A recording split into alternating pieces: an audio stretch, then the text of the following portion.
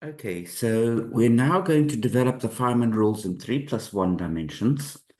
And the nice thing is we're going to be able to use a lot of the results that we obtained in naught dimensions. So I really hope that this calculation is going to actually be very familiar to you, and nothing here will be a shock. So what is it that we're trying to calculate? Well, we would like to calculate the time-ordered correlation function of n fields, okay? So this is the quantity that we would have calculated in Fock space using our previous quantum field. In the approach that we're taking now, we express this as a path integral. So we need to perform an integral over all possible fields. The integrand is e to the is, and then we have phi of x1 up to phi of xn. So this is an infinite number of integrals, and as usual, we will express this as a set of functional derivatives of z of j, evaluated at j is equal to 0. So this is our standard logic, and this formulation in approach holds for either if you were doing the free theory, you would do this. If you were doing the interacting theory, you would do this.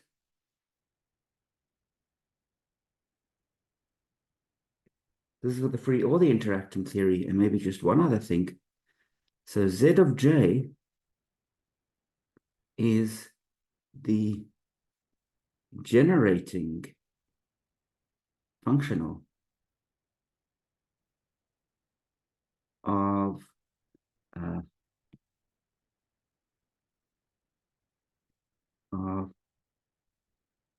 time ordered correlation functions. Okay, so as usual, our real job is to work out what C of j is. So now, towards that end, let me tell you the action that we'll be taking. So S is an integral before x. We'll then have the free part of the action, which is 1/2 d mu phi minus 1/2 m squared phi squared, and then we'll have a minus g phi to the 4. So very, very similar to what we studied in naught dimensions. And then what is z of j equal to? Well, z of j is equal to an integral d phi e to the is plus the integral d4x phi of x j of x. And the way that we study this is exactly as we did it in naught dimensions. So the first thing that we're going to do is separate off the interaction. So the interaction term is that minus g phi to the 4 inside the action. So we'll have an e to the minus I integral d4x g phi to the 4 of x.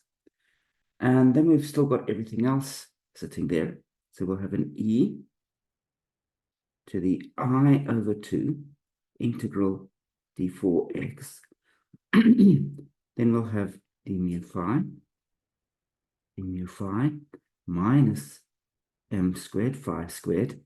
So that's the free piece of the action. And the first factor, we've got the interacting piece of the action.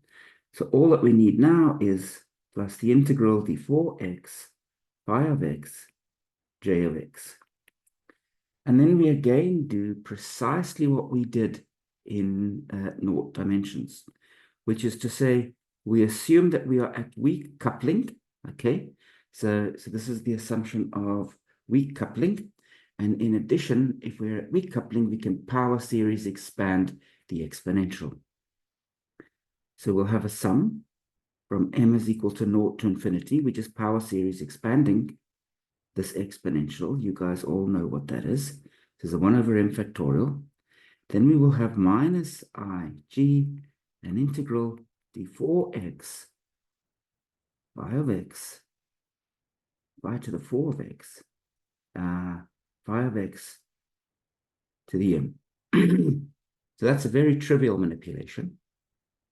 And now we've got everything else.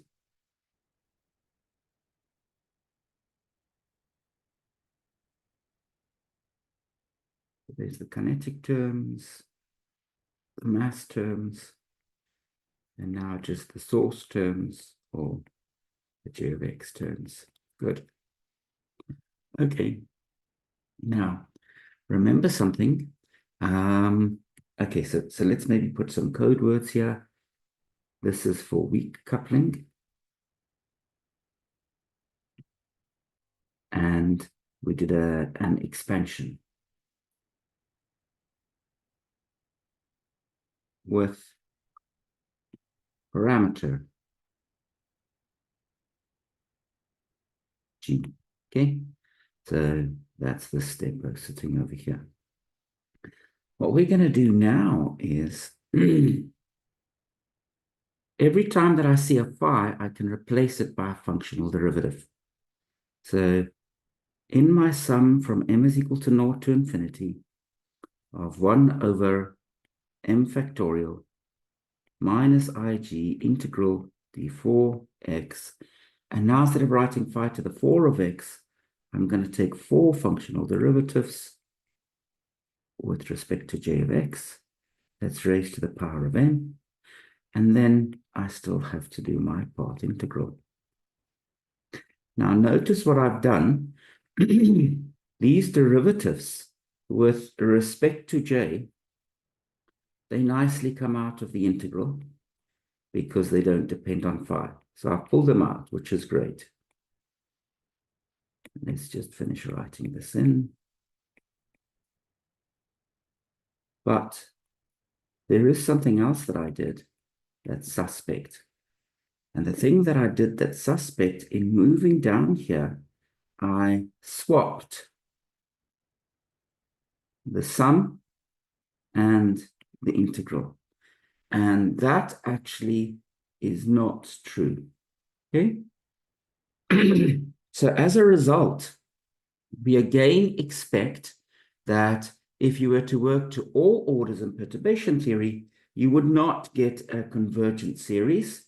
So perturbation series would not converge. Let's maybe put some keywords.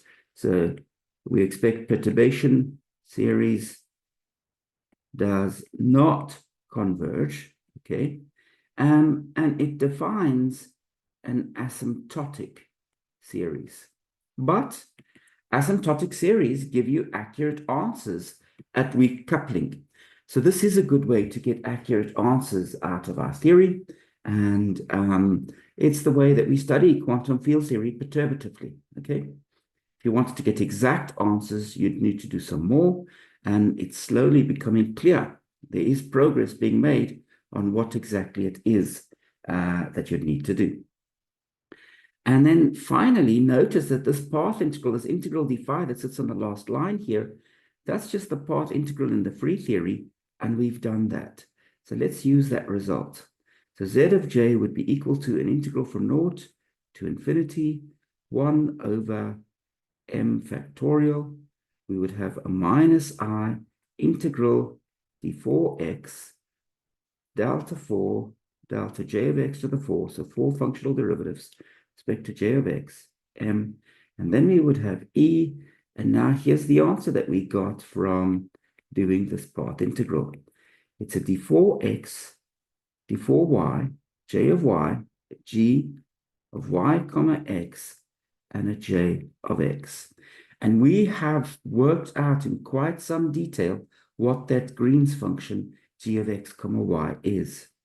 So this is our answer for the generating functional of time-ordered correlation functions in the interacting quantum field theory. What we'd need to do now to calculate correlators in view of our formula at the top here is we'd need to start taking functional derivatives of z of j. And how do we do that? Well, that's where the Feynman rules come in. The Feynman rules help us to do that.